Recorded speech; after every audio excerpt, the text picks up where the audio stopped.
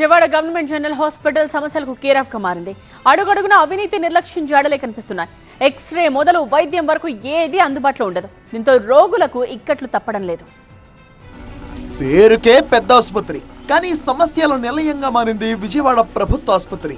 New GGH లో రోగులను x ray కష్టాలు వెంటాడుతున్నాయి.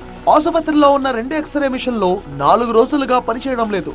సూపర్ స్పెషాలిటీ హాస్పిటల్లో మాత్రమే ఎక్స్రే మిషన్ పనిచేస్తుంది.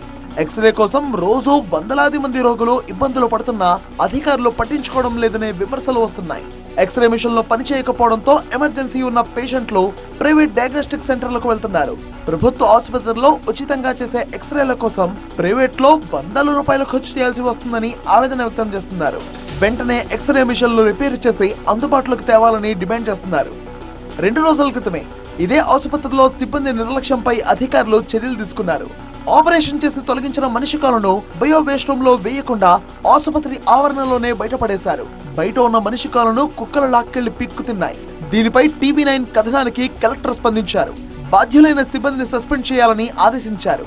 మంత్రి సత్యకుమార్ తీవ్రంగా ఆగ్రహం వ్యక్తం చేశారు. మనిషి తొలగించిన కాలును కుక్కలు పిక్కు తిన్న ఘటనను లోతుగా విచారణ జరపాలని డిఎంఈని ఆదేశించారు. విధుల్లో నిర్లక్ష్యంగా వ్యవహరించిన వారిపై శాఖాపరమైన చర్యలు తీసుకోవాలన్నారు. దీంతో చిరు ఉద్యోగిని తొలగించాయి ఆసుపత్రి వర్గాలు. నిర్లక్ష్యం వహించిన వైద్య సిబ్బందిని కాపాడేందుకు చిరు ఉద్యోగిని బలి చేశారని కాంట్రాక్ట్ ఉద్యోగులు ఆరోపిస్తున్నారు. ప్రభుత్వ ధర్మాసుపత్రులను కార్పొరేట్ ధీటుగా అభివృద్ధి చేయాలని ప్రభుత్వం భావిస్తోంది.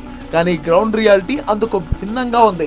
మంచి వైద్యం అందుతుందన్న నమ్మకంతో వచ్చే పేషెంట్లకు సరైన వసతులుండవు. అడుగడుగున నిర్లక్ష్యంతో ప్రభుత్వ ఆసుపత్రులంటేనే పేషెంట్లు అటువైపు చూడని పరిస్థితులున్నాయి.